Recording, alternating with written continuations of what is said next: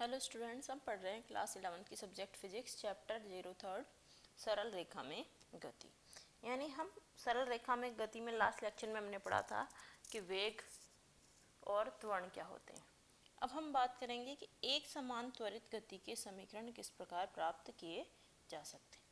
एक समान त्वरित गति का मतलब है कि जहाँ वेग में परिवर्तन की दर समान है। यानी हम कह सकते हैं कि समान समय अंतराल में समान परिमाण का वेग परिवर्तित होता है, तो इस प्रकार की गति को हम समान त्वरित गति या एक समान त्वरित गति कहते हैं। अब ऐसी गतियों के एग्जाम्पल ले सकते हैं हम, जैसे स्वतंत्रता पूर्वक गिरती हुई वस्तु का त्वरण, क्योंकि उसमें गुरुत्वीय त्वरण g समान होता है, तो यह गति कैसी हो गई, यह गति हो गई हमारी एक समान त्वरित गति। या ऐसी कोई सी भी गति जिसमें त्वरण का मान समान हो, एक समान त्वरित गति कहलाती है। तो हम लिख सकते हैं कि जब गतिशील वस्तु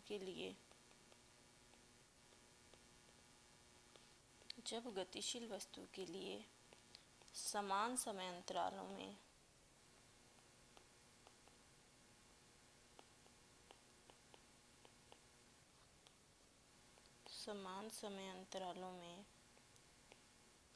समान परिमाण का वेग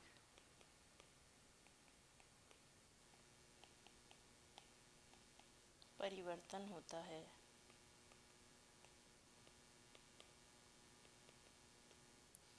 तो इस प्रकार की गति को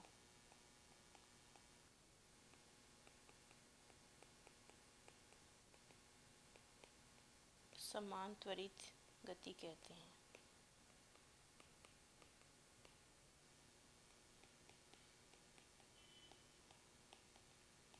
यानी हम कह सकते हैं कि इस गति के दौरान वस्तु का त्वरण हमेशा नियत रहता है। तो इस गति के दौरान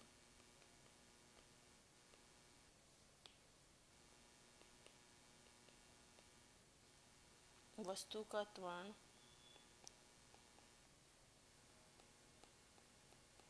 नियत रहता है। अब एग्जाम्पल लें, तो एग्जाम्पल में लिख सकते हैं हम इसका, स्वतंत्रता पूर्वक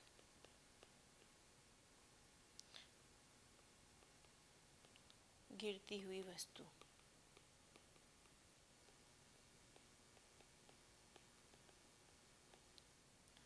स्वतंत्रता पूर्वक गिरती हुई वस्तु है तो उसका त्वरण क्या हुआ, तो स्वतंत्रता पूर्वक गिरती हुई वस्तु का त्वरण होगा गुरुत्वीय त्वरण, जो कि हमेशा समान होगा। तो गुरुत्वीय त्वरण समान होता है।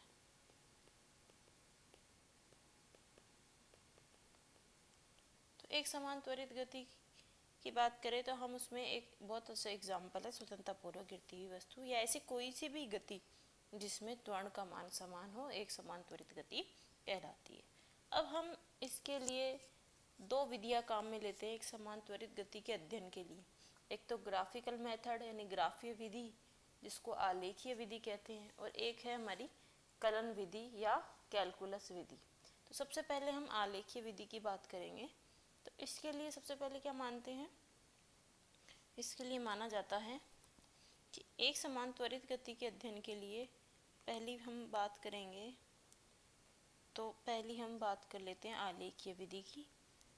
तो हम इसमें लिखते हैं, माना किसी गतिशील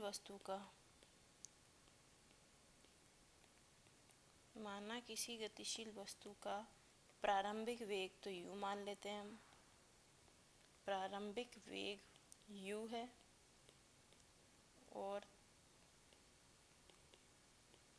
त्वरण a है, और त्वरण कैसा है, एक समान है। फिर आगे बात करते हैं,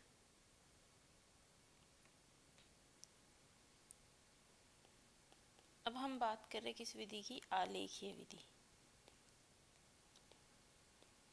यानी ग्राफिकल मेथड से हम गति के तीनों समीकरण प्राप्त करना चाह रहे हैं, तो उसमें हमने यहाँ विधि कौन सी ली है, आलेखीय विधि ली है। तो ग्राफिकल मेथड मतलब हम यहाँ ग्राफ की बात करेंगे, तो वस्तु का प्रारंभिक वेग u है, त्वरण a है, और अगर हम इसका ग्राफ बनाएं तो पहले एक बार इसको लिख लेते हैं। इसका अंतिम वेग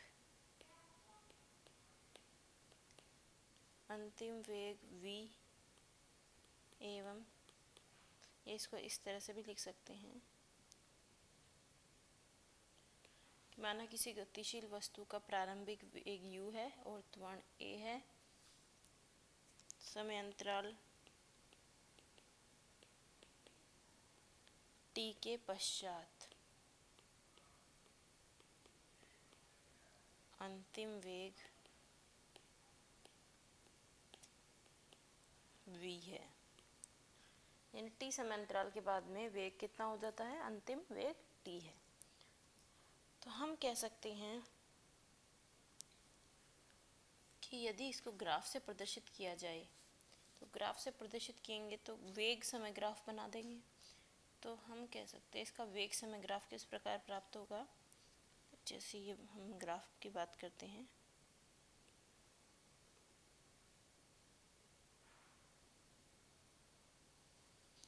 तो ये वेग समय ग्राफ खींच रहे हैं, तो एक अक्ष वेग को प्रदर्शित करेगा और एक अक्ष समय को प्रदर्शित करेगा। ठीक है, तो हमने कहा कि समय अंतराल t के पश्चात अंतिम वेग v है और प्रारंभिक वेग u है।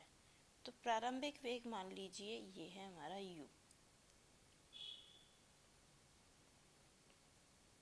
और अंतिम वेग हो गया v। समय अंतराल जब वस्तु t बराबर 0 पर है तो u है, और जब वस्तु t बराबर t पर है यानी t समय अंतराल के के बाद में अंतिम वेग कितना हो गया, v हो गया। तो हम इसको अगर ग्राफ को बनाएं तो ये इस प्रकार का ग्राफ प्राप्त होगा कि समय बराबर t बराबर 0 सेकंड पर वेग v है और t समय बाद में वेग कितना हो जाता है, प्रारंभिक वेग तो u है और t समय पश्चात वेग हो जाता है v, जो कि हमारा अंतिम वेग है। तो ये इस प्रकार का ग्राफ हमें प्राप्त होगा। तो हम देख सकते हैं कि t समय अंतराल के पश्चात वेग कितना हो गया, v हो गया। t समय पर वेग v हो गया और जब t बराबर 0 है तो वेग u है। तो हमें ग्राफ प्राप्त हो गया। तो हम मान लीजिए इस वेग समय ग्राफ को a और b नाम दे, तो ये a हो गया,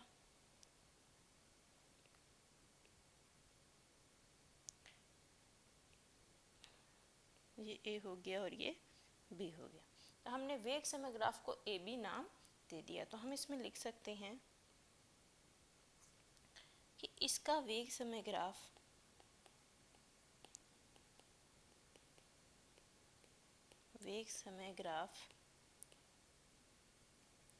ए बी चित्र में प्रदर्शित है।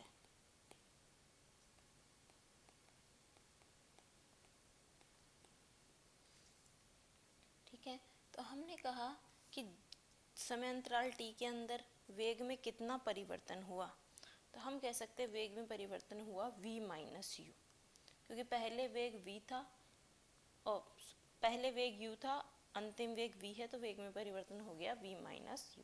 अगर हम ग्राफ की सहायता से देखें तो ग्राफ की सहायता से देखने पर हम कह सकते हैं कि ये जो परिवर्तन आया, ये परिवर्तन कितना है, ये परिवर्तन है v माइनस u। ठीक है, अब ये तो हो गया v माइनस u, ये पूरा हो गया समय t। अब हम बात करते हैं कि गति के प्रथम समीकरण को कैसे व्युत्पन्न किया जाए। तो हम कह सकते हैं गति का प्रथम समीकरण क्या होता है, तो हम लिखना चाहें तो जो प्रथम समीकरण है उस प्रथम समीकरण की बात करें तो प्रथम समीकरण मतलब गति का जो प्रथम समीकरण होगा वो क्या होता है, गति का प्रथम समीकरण है, हमको पता है v बराबर u प्लस at होता है।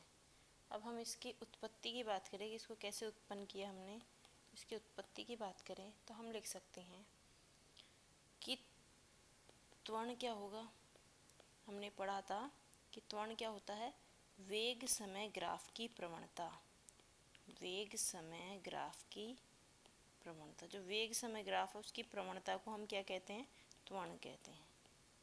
अब यहाँ प्रवणता से मतलब क्या है, प्रवणता से मतलब है tan थीटा। प्रवणता से मतलब है tan थीटा। और tan थीटा कैसे, ये एंगल तो थीटा है,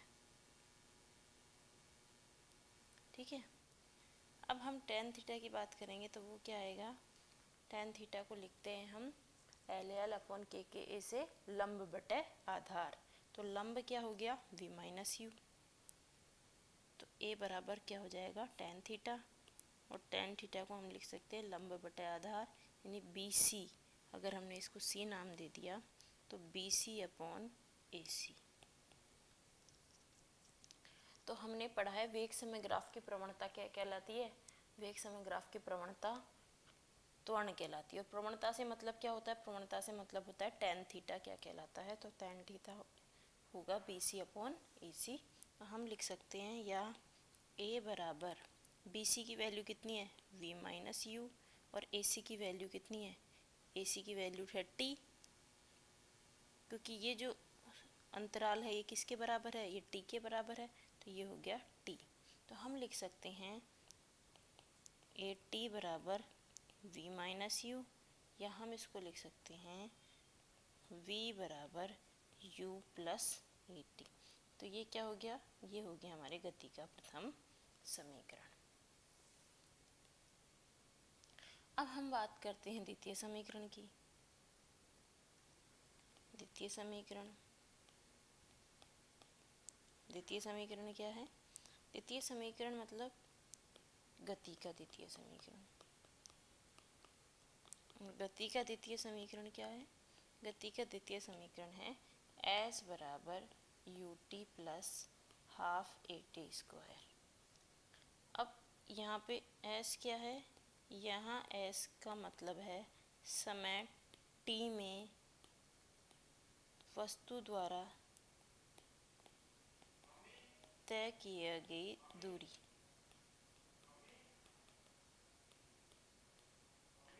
ठीक है, तो इसका प्रूफ यानी इसकी उत्पत्ति कैसे निकालें हम,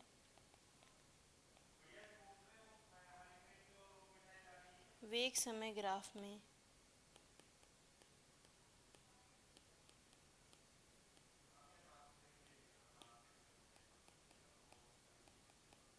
तो वेग समय ग्राफ में जो ग्राफीय रेखा है, ग्राफीय रेखा क्या है हमारी AB, और समय अक्ष के मध्य का जो क्षेत्रफल होता है वो किसको व्यक्त करता है, वो विस्थापन को व्यक्त करता है। हमने पढ़ा था लास्ट क्लास में कि वेग समय ग्राफ में जो ग्राफीय रेखा और समय के अक्ष के बीच का क्षेत्रफल विस्थापन को तय करता है। तो समय अक्ष के मध्य घिरा क्षेत्रफल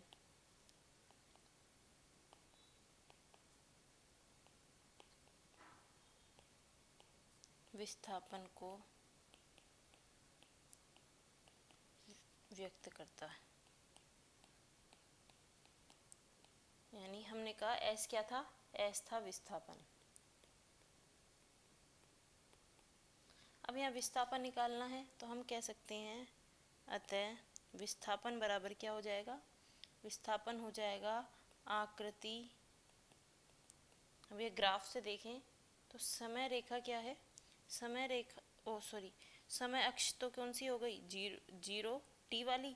तो यहाँ पर अगर इस बिंदु को हम d नाम दे दें तो आकृति OAB D का क्षेत्रफल हो जाएगा विस्थापन। तो हम बात करते हैं आकृति OAB D का क्षेत्रफल, ये किसको व्यक्त करेगा, विस्थापन को। अब यह देखते हैं हम आकृति OABD क्या है। तो आकृति OABD एक समलंब चतुर्भुज को व्यक्त कर रही है। आकृति OABD किसको व्यक्त कर रही है, समलंब चतुर्भुज को। यानी हम यहाँ पर देखें तो ये OAB और D किसको व्यक्त कर रही है, ये समलंब चतुर्भुज को व्यक्त कर रही है। तो हम लिख सकते हैं कि ये आकृति क्या है, ये आकृति हम लिख सकते हैं समलंब चतुर्भुज का क्षेत्रफल। तो ये इस समलंब चतुर्भुज को क्षेत्रफल या डायरेक्ट समलंब चतुर्भुज का क्षेत्रफल नहीं निकालें तो हम इसको कह सकते हैं कि ये आकृति दो चीज़ों से बनी है। एक तो है ये त्रिभुज और एक है आयत। तो हम लिख सकते हैं इस आकृति का क्षेत्रफल मतलब त्रिभुज ABC का क्षेत्रफल प्लस चतुर्भुज OACD का क्षेत्रफल या आयत OACD का क्षेत्रफल। तो हम यहाँ लिख सकते हैं कि त्रिभुज का क्षेत्रफल प्लस आयत का क्षेत्रफल। अब यहाँ नाम देखें हम तो त्रिभुज कौन सा है? त्रिभुज है ABC और OACD। तो त्रिभुज ABC का क्षेत्रफल और आयत OACD का क्षेत्रफल। अब हम त्रिभुज का क्षेत्रफल निकाल सकते हैं। त्रिभुज का क्षेत्रफल क्या होगा? 1/2 गुना आधार इंटू आधार प्लस, तो यहाँ देखें हम त्रिभुज का क्षेत्रफल क्या है? 1/2। आधार कितना है? अब आधार की बात करेंगे तो आधार है हमारा AC। 1/2 आधार इंटू लंब, ये होता है हमारे त्रिभुज का क्षेत्रफल। तो आधार कितना है? आधार है AC और लंब कितना है? V minus U। तो हम लिख सकते हैं आधार और लंब V minus U into T। तो ये हो गया हमारा त्रिभुज का क्षेत्रफल। और आयत का क्षेत्रफल होता है लंबाई इंटू चौड़ाई। या फिर इसको हम फुल डिटेल में लिखना चाहें तो इस प्रकार लिख सकते हैं 1/2 लंब का मतलब है BC और आधार का मतलब है AC प्लस आयत का हो गया लंबाई इंटू चौड़ाई, यानी हम इसको लिख सकते हैं OD इंटू CD। तो हम यहाँ बात कर रहे हैं BC की वैल्यू, तो BC की वैल्यू हमने V माइनस U चित्र से देख सकते हैं और AC है T। वहीं OD की वैल्यू है T और CD की वैल्यू है हमारे U। तो हम लिख सकते हैं एक बार इसको 1/2 V minus U T plus UT। तो ये क्या आ गया हमारा?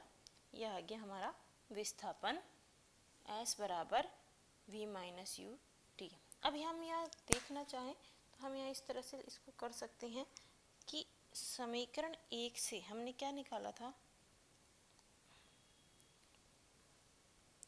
समीकरण 1 से हम बात करें तो समीकरण 1 से हम लिख सकते हैं, समीकरण 1 से हम क्या लिख सकते हैं? समीकरण 1 से हम लिख सकते हैं कि V बराबर U प्लस AT। समीकरण 1 से V बराबर U प्लस AT लिख सकते हैं। तो हम यहाँ से V का मान समीकरण 1 की सहायता से रखेंगे तो S बराबर 1/2 U plus AT minus U into T plus UT।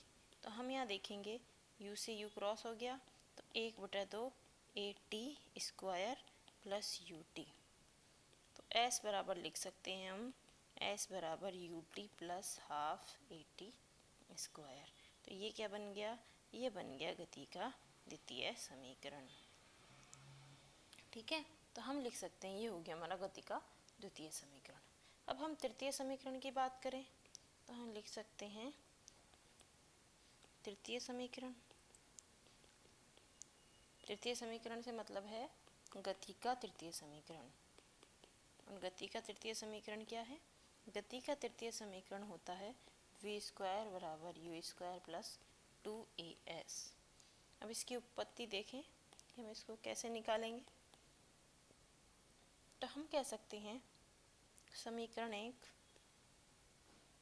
समीकरण एक का मतलब है गति के समीकरण 1 से। हम यहाँ इसको समीकरण 2 नाम दे सकते हैं और जो हमने गति का प्रथम समीकरण निकाला था उस समीकरण को हम 1 नाम दे सकते हैं। तो ये समीकरण 1 हो गया और ये समीकरण 2 हो गया। तो हम लिख सकते हैं समीकरण 1 से, तो समीकरण 1 क्या है? V बराबर U प्लस AT। तो यहाँ हम लिख सकते हैं T बराबर क्या हो गया? T बराबर हो गया V minus U upon A। ठीक है। अब हम ये क्या करेंगे कि समीकरण दो में t का यह मान रखने पर, समीकरण 2 में जब हम t का मान रखेंगे तो s बराबर u, t की जगह क्या आ जाएगा v minus u upon a plus 1/2 a t square, तो v minus u upon a का स्क्वायर।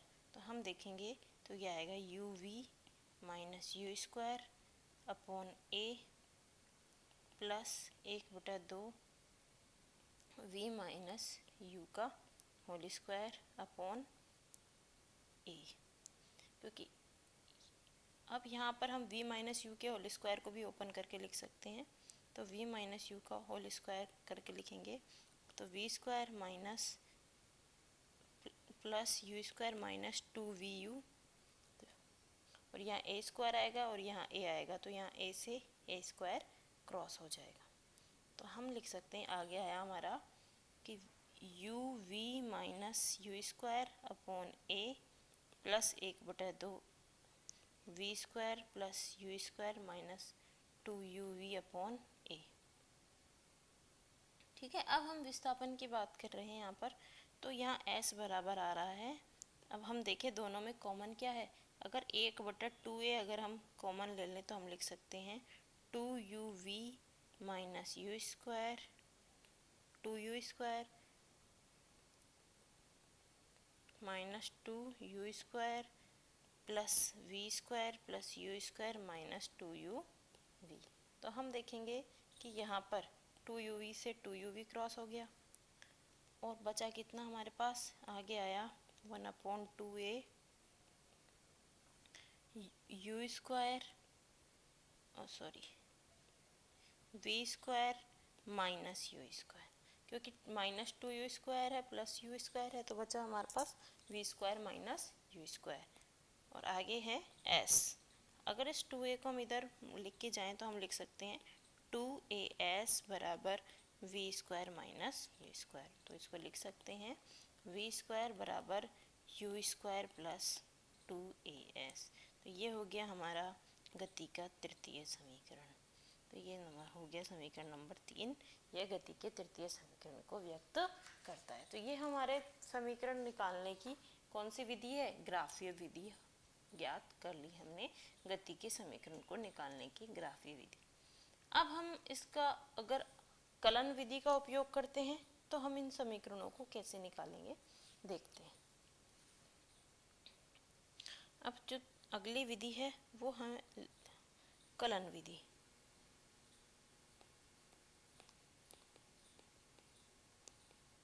यानी हम ग्राफी मेथड से ना निकाल के अवकलन की सहायता से हम इसको ज्ञात करेंगे। तो हमने पढ़ा था कि त्वरण की परिभाषा क्या होती है, हम लिख सकते हैं त्वरण की परिभाषा से अगर हम पहला समीकरण ज्ञात करना चाहें तो ग्राफीय विधि की सहायता नहीं लेंगे, हम कलन विधि की सहायता से ज्ञात करेंगे। तो प्रथम समीकरण को कैसे ज्ञात करेंगे, तो प्रथम समीकरण ज्ञात करने के लिए हम लिख सकते हैं त्वरण की जो परिभाषा थी, तो त्वरण की परिभाषा से हम लिख सकते हैं, त्वरण की परिभाषा से हम लिख सकते हैं वेग क्या होता है, a बराबर वेग में परिवर्तन की दर। त्वरण की परिभाषा से क्या लिख सकते हैं हम, वेग में परिवर्तन की दर। लेकिन यहाँ पर हमने पढ़ा था वेग क्या होता है dv और त्वरण क्या होता है dv अपॉन dt। ठीक है, तो dv अपॉन dt, तो हम इसको लिख सकते हैं dv बराबर a डॉट dt। और अब हमें ज्ञात करना है वेग, तो हम क्या करेंगे, इसका करेंगे समाकलन करेंगे। हम लिख सकते हैं इस समीकरण के दोनों पक्षों का, इस समीकरण के दोनों पक्षों का t बराबर 0 पर वेग कितना था u, एवं समय t बराबर t पर वेग कितना था v की सीमा में समाकलन करेंगे, की सीमा में समाकलन करने पर। हमें पता है कि जब हम विस्थापन का समय के सापेक्ष अवकलन करते हैं, यहाँ देखिए ध्यान से कि विस्थापन का हम समय के सापेक्ष अवकलन करते हैं तो क्या प्राप्त हो रहा था हमको, वेग प्राप्त हो रहा था। और इस वेग का हम समय के सापेक्ष अवकलन कर रहे थे तो क्या प्राप्त हो रहा था, त्वरण प्राप्त हो रहा है। अब हमें उल्टा करना है, यदि त्वरण दे रखा है और वेग ज्ञात करना है तो हम क्या करेंगे, त्वरण का समय के सापेक्ष समाकलन करेंगे। और यदि वेग दे रखा है और विस्थापन ज्ञात करना है तो हम वेग का समय के सापेक्ष समाकलन करेंगे तो क्या प्राप्त होगा, विस्थापन प्राप्त होगा और यहाँ पर हमें वेग प्राप्त होगा। तो हम यहाँ देख सकते हैं कि हम जब समाकलन करेंगे तो क्या प्राप्त होगा, वेग प्राप्त हो। तो हम यहाँ लिख सकते हैं dv बराबर a डॉट dt। अब हम यहाँ सीमा क्या रख रहे हैं, हम यहाँ रख रहे हैं समय t बराबर 0 से t बराबर t तक। समय क्या है, t बराबर 0 से t बराबर t तक। तो t बराबर 0 पर वेग क्या है u, t बराबर t पर वेग क्या है v। तो हम जब वेग का समाकलन करेंगे तो हमें v प्राप्त होगा, तो इसके सीमा रख देंगे u और v। और यहाँ इसका समाकलन करेंगे a का तो हमें क्या प्राप्त होगा, t प्राप्त होगा, जिसकी लिमिट रख देंगे हम 0 से t। तो हम लिख सकते हैं या v माइनस यू, ऊपरी सीमा पहले फिर निम्न सीमा, मान रखा v माइनस यू आ गया, और यहाँ फिर ऊपरी सीमा t और निचली सीमा 0। तो हम यहाँ देखेंगे तो यह आ गया v माइनस यू बराबर ए टी। तो हम लिख सकते हैं v बराबर u प्लस ए टी। तो ये क्या आ गया, ये आ गया हमारा गति का प्रथम समीकरण। ठीक है, समीकरण 1 नाम दे सकते हैं इसको। अब हम द्वितीय समीकरण की बात करते हैं।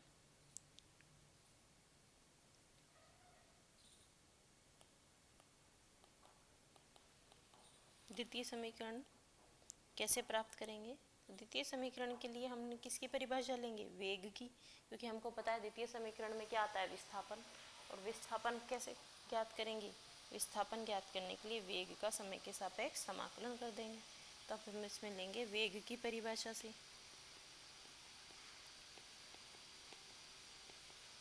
वेग की परिभाषा से v बराबर ds अपॉन dt। तो हम लिख सकते हैं ds बराबर v डॉट dt। ठीक है, और v डॉट dt का हमें क्या करेंगे, समाकलन। तो क्या प्राप्त हो जाएगा, हमको विस्थापन प्राप्त हो जाएगा। तो हमने क्या किया, यहाँ पर v की वैल्यू समीकरण 1 से रख दी, तो ये आ गया u plus A T, u plus A T D T. अब हम क्या कर रहे हैं, अब हम इस समीकरण का समाकलन कर रहे हैं। तो हम लिखेंगे उक्त समीकरण का समाकलन t बराबर 0 पर s बराबर 0 एवं t बराबर t पर s बराबर s सीमा के अंतर्गत करने पर। हमने कहा समय अंतराल t में कितना विस्थापन तय किया है, s। तो जब t बराबर 0 है तो विस्थापन भी 0, और t बराबर t पर है विस्थापन s बराबर s है। इस सीमा के अंतर्गत हम विस्थापन कर रहे हैं। तो देखो 0 से s ds बराबर 0 से t u प्लस ए टी डी टी। ठीक है, तो हम विस्थापन कर रहे हैं, तो यहाँ ds का विस्थापन किया s, ऊपरी लिमिट s, और यहाँ क्या करेंगे, पहले u dot D T plus फिर A T D T, limit 0 से t हो गई। अब आगे हम इसका संकलन ऊपरी सीमा और निम्न सीमा रखेंगे, तो s माइनस 0, या एक साथ करें हम, पहले इसको यहाँ इस तरह से रहने देते हैं, फिर एक साथ समाकलन कर देंगे ds, तो लिमिट 0 से s। अब हम इन सबका समाकलन करेंगे, तो ds का समाकलन किया s, निम्न सीमा 0, ऊपरी सीमा s, u का समाकलन किया t के सापेक्ष, तो यहाँ आएगा t, निम्न सीमा 0, ऊपरी सीमा t। t का समाकलन किया तो आएगा t²/2, ऊपरी सीमा t, निम्न सीमा 0।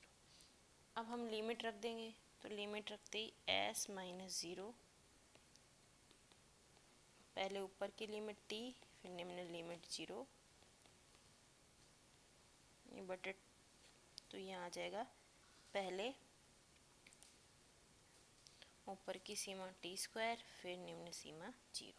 हम देखेंगे s बराबर ut प्लस 1/2 at², तो हमें गति का द्वितीय समीकरण प्राप्त हो जाता है, और इसको समीकरण नंबर 2 नाम दे दिया।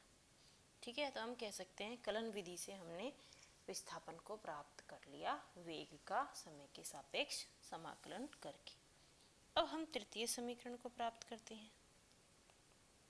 तृतीय समीकरण, तो तृतीय समीकरण को हम लिख सकते हैं, त्वरण की क्या परिभाषा थी? त्वरण की परिभाषा थी a बराबर dv/dt। त्वरण की परिभाषा से हम लिख सकते हैं a बराबर dv/dt। अब हमने इसमें कुछ ऐड किया है, dv/ds into ds/dt, and ds का ऊपर नीचे हमने मल्टीप्लाई और भाग दे दिया, तो इस तरह से हमें ये समीकरण प्राप्त हुआ। और हमें पता है कि ये ds/dt क्या होता है? ds/dt होता है वेग, तो हम यहाँ लिख सकते हैं v dv/ds। तो हम यहाँ लिख सकते हैं a बराबर क्या हो गया? v dv/ds। तो अब इसको लिख सकते हैं a ds बराबर v dv। अब वही हमको क्या करना है? समाकलन, क्योंकि हम त्वरण का समाकलन करेंगे तो वेग प्राप्त होगा। तो हम यहाँ लिखेंगे इस समीकरण का s बराबर 0 से s बराबर s तथा v प्रारंभिक वेग क्या था? इसको स्टार्टिंग से लिखें तो इसको इस प्रकार लिख सकते हैं, तथा इस समीकरण का t बराबर 0 पर v बराबर 0 तथा s बराबर 0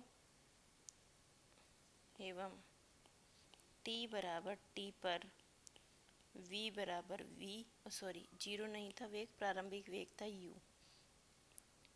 तो u और v बराबर v तथा s बराबर s सीमा के अंतर्गत समाकलन करने पर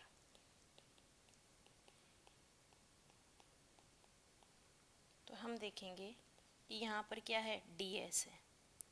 तो जब हम समाकलन करेंगे तो s बराबर 0 से s बराबर s तक, और यहाँ देखेंगे यहाँ किसके सापेक्ष समाकलन करना है? वेग के सापेक्ष, तो प्रारंभिक वेग u, अंतिम वेग v। अब हम यहाँ पर a तो कैसा है? त्वरण तो नियत है, तो ये ऐसे कैसे आ जाएगा?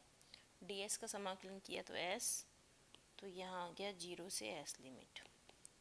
यहाँ पर वेग का करेंगे तो v²/2, limit lower limit u, upper limit v। अब यहाँ लिमिट रखेंगे, पहले ऊपर की लिमिट फिर नीचे वाली लिमिट, इसी प्रकार v²/2 ऊपर वाली लिमिट, नीचे वाली लिमिट u²/2। अब हम यहाँ लिखेंगे तो ये आ जाएगा as बराबर 1/2 कॉमन लेके v² - u², इसको इधर मल्टीप्लाई कर दिया तो 2as बराबर v² - u², तो हम लिख सकते हैं v² बराबर u² प्लस 2as। तो ये आ गया हमारा गति का थर्ड समीकरण। तो ये गति के तीनों समीकरण हमने कलन विधि की सहायता से प्राप्त किए हैं। कलन विधि मतलब अवकलन समाकलन वाली विधि। ठीक है, तो इस तरह से हमने गति के तीनों समीकरण प्राप्त कर लिए। अब आगे जो हमारी बुक में दे रखा है वो दे रखा है एक कि मुक्त पतन क्या है। मुक्त पतन मतलब स्वतंत्रता पूर्वक जब वस्तु गिरती है तो वो उसमें सिर्फ गुरुत्वीय त्वरण अप्लाई होता है। तो उस कंडीशन में जब वस्तु गिरती है तो उसको कहते हैं मुक्त पतन। तो ये जो एग्जाम्पल हैं आप खुद करेंगे, वैसे बहुत इजी है, आप करना चाहें तो आप करके देख लीजिएगा। अगर कोई प्रॉब्लम है तो आप स्कूल में आकर हमसे पूछ सकते हैं। अब ये तो हो गए हमारे गति के समीकरण। अब गति के समीकरण के बाद में अब हम बात कर रहे हैं कि यदि वस्तु गुरुत्वीय त्वरण से गिर रही है तो यहाँ एक की जगह क्या आ जाता है, जी आ जाता है। यानी गुरुत्वीय त्वरण से जब कोई वस्तु नीचे से ऊपर की ओर फेंकी जाएगी तो गुरुत्वीय त्वरण का मान माइनस जी होगा, और जब वस्तु ऊपर से नीचे गिरेगी तो गुरुत्वीय त्वरण का मान प्लस जी होगा। ठीक है। अब हमारा जो अगला टॉपिक है वो है आपेक्षिक गति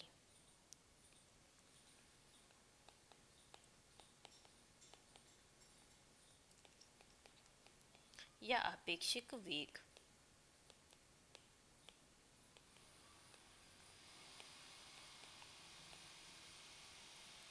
अब हम आपेक्षिक वेग की बात करें तो क्या कहेंगे कि हम देखते हैं कि एक वस्तु के सापेक्ष दूसरी वस्तु कभी हमें स्थिर दिखाई देती है तो कभी हमें गतिशील दिखाई देती है। तो हम कहेंगे कि जैसे हम बात करें कि दो रेलगाड़ियां जो कि समान वेग से एक ही दिशा में चलती हैं, तो एक रेलगाड़ी के अंतर्गत हम देखें तो दूसरी रेलगाड़ी हमें स्थिर दिखाई देगी, लेकिन जो व्यक्ति प्लेटफॉर्म पर खड़ा है उसको वो दोनों रेलगाड़ी गतिशील दिखाई देंगी। तो हम बात करते हैं कि किन्हीं दो वस्तुओं के सापेक्ष एक वस्तु स्थिर दिखाई देती है जबकि वही वस्तु किसी अन्य के सापेक्ष हमें गतिशील दिखाई देती है।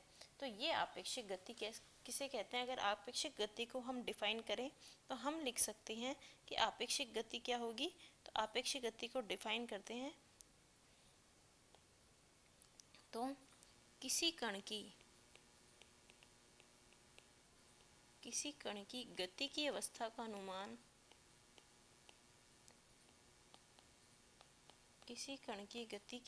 का अनुमान सदैव किसी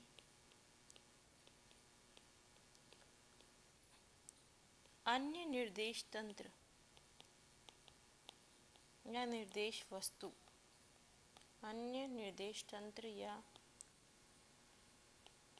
वस्तु के सापेक्ष ही कर सकती हैं।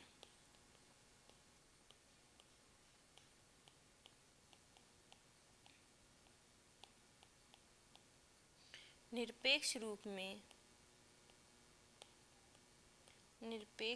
में गति की अवस्था को प्रेक्षित नहीं किया जा सकता।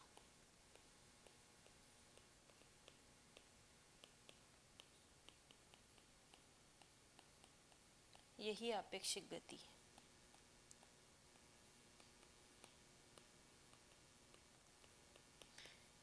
यानी हम कह सकते हैं कि यदि हमें वस्तु की गति की अवस्था देखनी है तो हम किसी वस्तु के सापेक्ष उस वस्तु की गति की अवस्था को देखेंगे। तो हम कह सकते हैं कि गति को निरपेक्ष नहीं लिया जा सकता, गति को हमेशा किसी वस्तु के सापेक्ष ही लिया जाएगा। इसलिए गति कैसी होती है? गति सदैव आपेक्षिक गति ही होती है। अब हम बात करें कि गति आपेक्षिक गति होगी तो कैसे हम गति आपेक्षिक गति को निकालेंगे।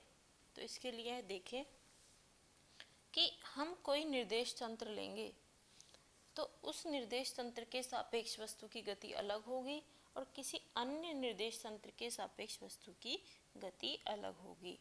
अगर हम बात करें कि कोई दो वस्तुएं A और B और उनके वेग एक अक्ष के सापेक्ष VA है, दूसरे अक्ष के सापेक्ष VB है, तो इसको किस तरह से हम देखेंगे? देखिए, ये कोई हमारा निर्देश तंत्र है।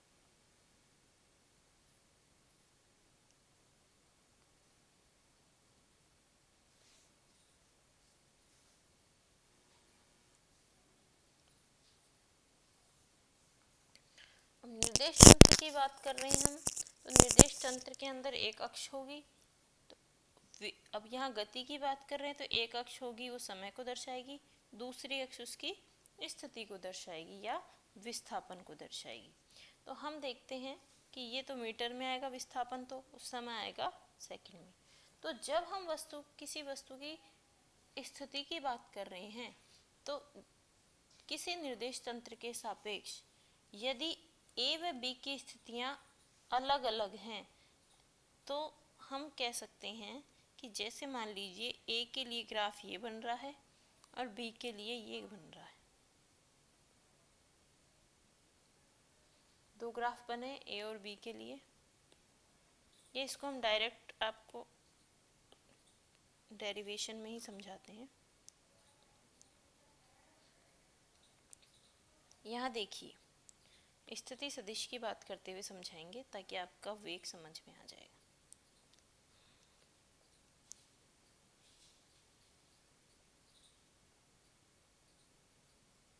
ये विस्थापन को दर्शाने वाला अक्ष है और इस समय को दर्शाने वाला अक्ष, ठीक है।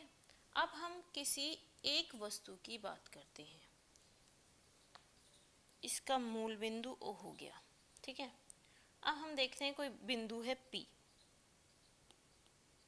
अब हमें इसकी बात करनी है तो हम देखेंगे कि हम इसको दो वस्तुओं के सापेक्ष देख रहे हैं। एक निर्देश तंत्र तो हमने ये ले लिया S वाला, और कोई दूसरा निर्देश तंत्र और ले लेते हैं। दूसरा निर्देश तंत्र ले लिया हमने S डैश, ठीक है। तो हम देख रहे हैं कि जब हम पहली वस्तु की बात कर रहे थे तो एक वस्तु जो निर्देश तंत्र S है उसके सापेक्ष हमें अलग गति दिखाई देती है, और निर्देश तंत्र S डैश है उसके सापेक्ष हमें अलग गति दिखाई देगी। तो सबसे पहले हम इसके स्थिति सदिश ले, इसका मूल बिंदु मान लिया O डैश। तो S जो P बिंदु है इसका स्थिति सदिश बात करें हम किसके सापेक्ष, S निर्देश तंत्र के सापेक्ष।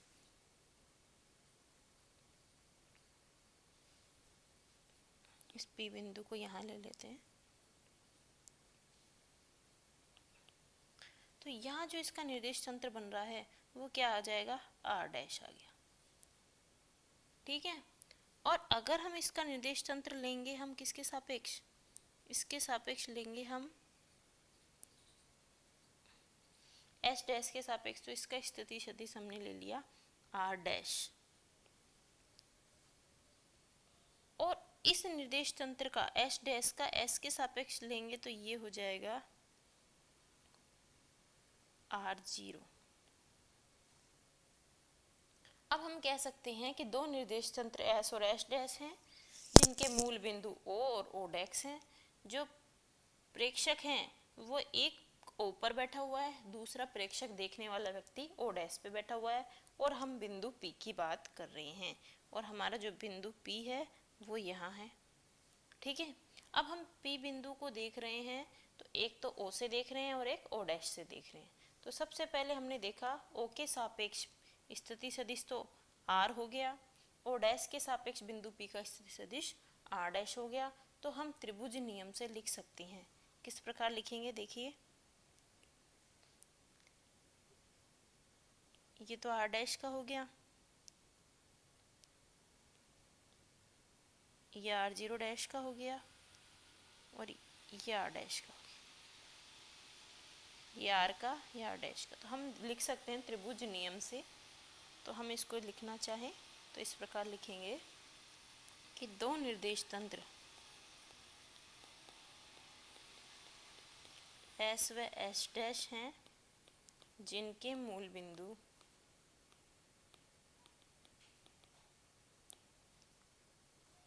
प्रेक्षकों O तथा O डैश के संपाती हैं। यानी प्रेक्षक और मूल बिंदु दोनों एक ही जगह हैं, यानी प्रेक्षक को हमने देखने वाले व्यक्ति को और O डैश पे बिठा दिया। तो प्रेक्षक O के निर्देश तंत्र में, O का निर्देश तंत्र कौन सा है, S। तो O के निर्देश तंत्र में बिंदु P का स्थिति सदिश क्या होगा, बिंदु P का स्थिति सदिश R एवं प्रेक्षक O डैश के निर्देश तंत्र कौन सा है, S डैश वाला। तो ओ डैश के निर्देश तंत्र में बिंदु P का स्थिति सदिश क्या होगा? R dash.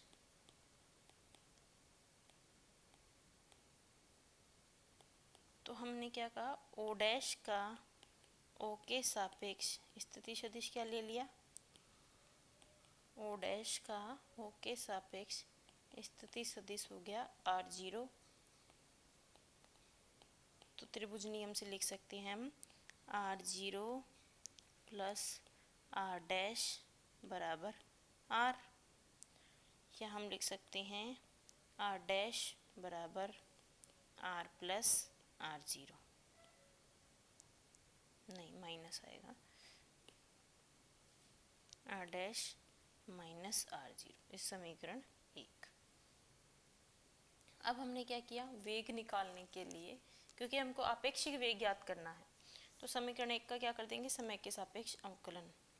तो समीकरण 1 का समय के सापेक्ष अवकलन करने पर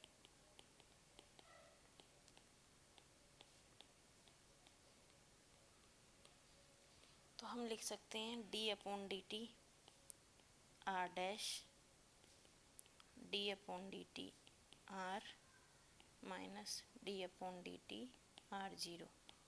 तो यहाँ वेग आ जाएगा v डैश, यहाँ वेग v और यहाँ वेग v0, समीकरण नंबर 2। अब v0 क्या मतलब है, यहाँ v0 निर्देश तंत्र s डैश का s के सापेक्ष वेग है। यानी हम कह सकते हैं कि बिंदु P का निर्देश तंत्र s के सापेक्ष वेग तो v हो गया, निर्देश तंत्र s डैश के सापेक्ष वेग v डैश हो गया।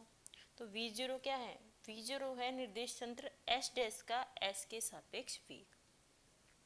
तो समीकरण 2 क्या प्रदर्शित कर रहे हैं, समीकरण 2 वेग संबंधों को प्रदर्शित कर रहे हैं। अब त्वरण की बात करें तो त्वरण के लिए क्या करेंगे, समीकरण 2 का t के सापेक्ष अवकलन, तो त्वरण आ जाएगा हमारा। तो t के सापेक्ष अवकलन करने पर dv डैश अपॉन dt बराबर dv upon dt minus dv0 dash upon dt। तो हम यहाँ लिख सकते हैं a डैश बराबर a माइनस a0, समीकरण नंबर 3। और यहाँ पर a डैश तो क्या है, a डैश तो p का o डैश के सापेक्ष त्वरण है, a p का o के सापेक्ष त्वरण है, और a0 क्या है, तो यहाँ a0 निर्देश तंत्र का s डैश का s के सापेक्ष त्वरण है।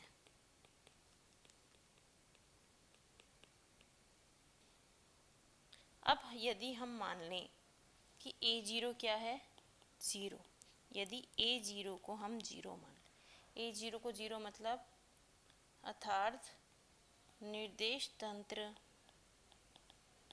s एवं s डैश एक दूसरे के सापेक्ष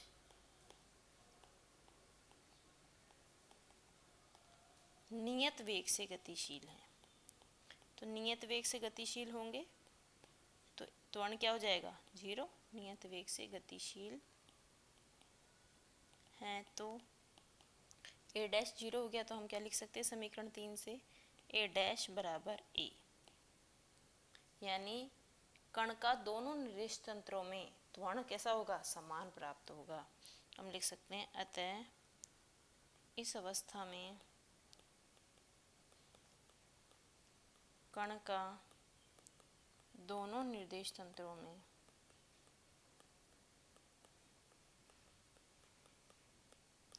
त्वरण समान होगा। ठीक है। और यदि हम एक विमीय गति, ये तो कौन सी गति थी, द्विविमीय गति भी हो सकती है, त्रिविमीय भी हो सकती है। यदि हम एक विमीय गति की बात करें तो देखिए, जो कि आपके न्यू बुक में एक विमीय गति है, तो देख लीजिए एक विमीय गति है। तो यदि एक विमीय गति है तो माना दो वस्तुएं ए व बी एक्स अक्ष की दिशा में, एक ही अक्ष होगी यहाँ, तो मान लेते हैं हम एक्स अक्ष की दिशा में नियत वेग va व vb से गतिमान है।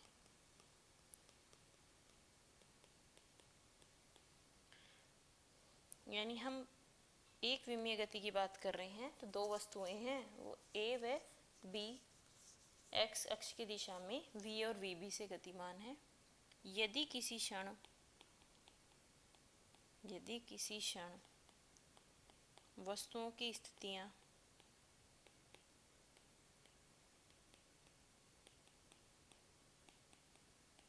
क्रमशः xa व xb है तो वस्तु A के सापेक्ष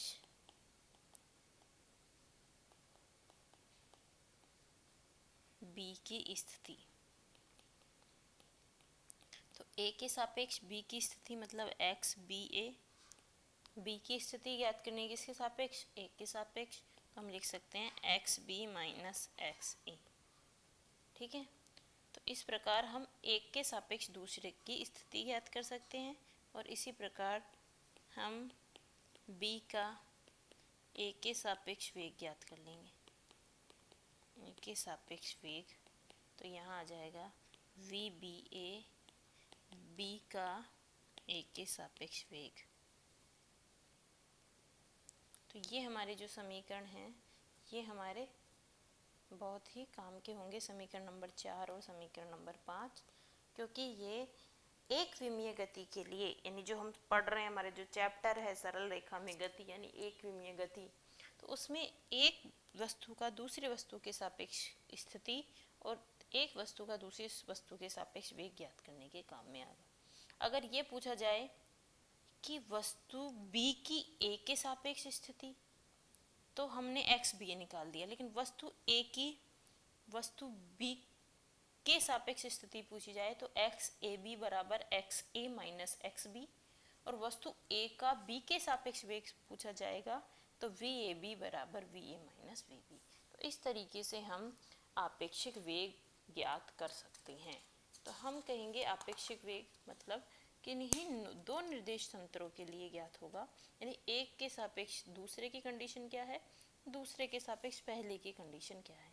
तो एक विमीय गति के लिए हम एक वस्तु के सापेक्ष दूसरे वस्तु का स्थिति ज्ञात करेंगे। तो जैसे वस्तु A के सापेक्ष B की स्थिति तो एक्स बी ए बराबर एक्स बी माइनस एक्स ए, और वस्तु B का A के सापेक्ष वेग तो एक्स वी बी ए बराबर वी बी माइनस वी ए।